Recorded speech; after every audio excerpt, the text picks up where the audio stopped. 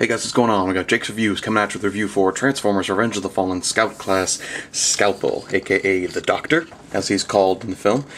He's a Decepticon medic, and his alt mode is a tiny, unsuspecting microscope, which is a rather fitting disguise for Scalpel. Obviously, the microscope is not life-size, that'd be a little terrifying for children, but just to get a scope of how big this microscope is, we have Leader Prime here. As you can see, he goes up to about the middle of Prime's shin. So he's a rather tiny little guy. He's a scout though, so it's pretty understandable. The alt mode actually has some rather nice detailing though. He's got these little focus knobs down here, which have a little sculpted detail into them. Sculpted detail on the lenses here. You can see the little ridges, which is a pretty serious and small amount of detailing just for a scout.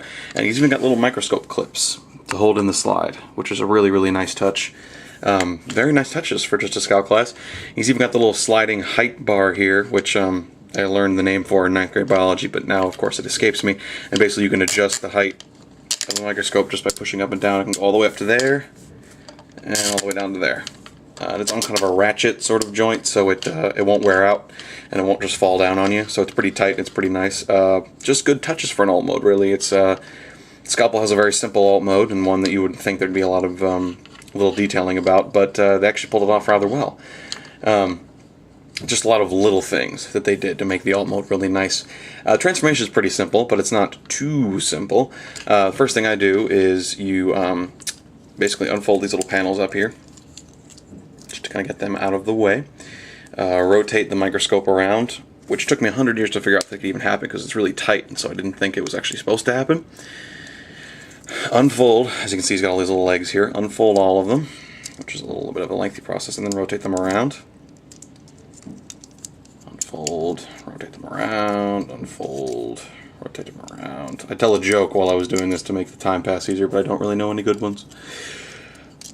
So basically once you get all of his legs out, like so, you slide the one pair down so they're even with each other. Open them up a little bit here. You can get them up to about there on both sides. Fold the entire microscope piece down and around like this. Like so. To about there. And then make sure it's popped out all the way so you can get this piece to kind of wedge in right there. Now in terms of the body, split this piece here. Lift his little head up there. And then you go down here and let's try to get this on camera.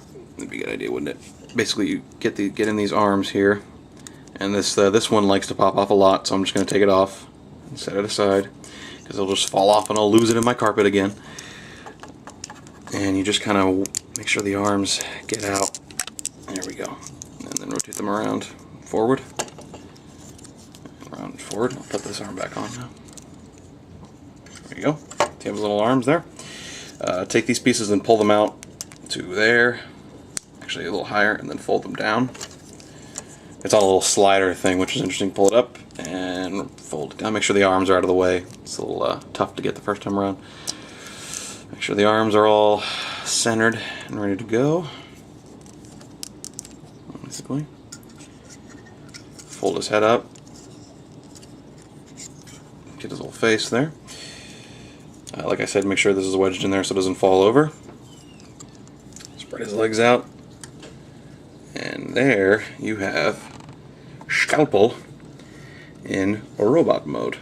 Now the robot mode is where the figure gets a little disappointing. Due to the fact of the leg posability here of his little spider legs, you can't get him to stand up just right. As you can see, he's leaning back on his legs. If I were to hypothetically, bring them all up and get them all even, he does kind of balance rather precariously on them, and most of the time he doesn't balance at all. Most of the time he'll just kind of fall forward like that. This piece doesn't get here right, and so it'll just kind of fall apart, which is a shame. He's rather front heavy, and because of that he loses just a lot of posability. This thing will just keep falling down if you don't get it in the right place, which clearly it is not.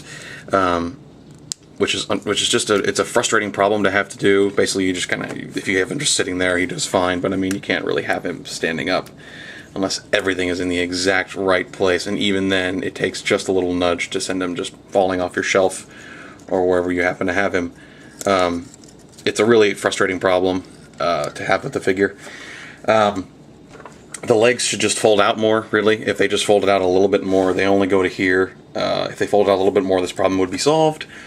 But it didn't happen. This problem, you know, the arms, these pieces don't clip together well. You know, like I said, the front of it doesn't stay up. Due to the tightness of the rotation of this little piece here, you can't get it aligned. It's tough to get it aligned just right, and so it'll just kind of, once again, just fall forward, which is really annoying. For instance, if you put him on the shelf and you think you got him right, you will wake up in the morning and he will be face forward in the shelf. Like I said, the articulation of the legs is limited despite the ball joints. There's ball joints here and a ball joint here, but they're so limited that it just doesn't work out right. And the arms aren't much better. These are on ball joints here, the shoulders are, and these are on elbow or little hinges there. This one falls off all the time. A lot of quality control issues with the robot mode. I just wish there was more leg articulation. That's all it would have taken to make this figure really cool. There's nice face detail though, which is a good little saving grace. As you can see, he's got the little teeth here and his little glasses and the little angry expression. You can see his eyes and everything, which is a rather nice little face sculpt. He's got the nice paint here. Still pretty good detailing on the robot mode. Little purple tips to all of his little legs here.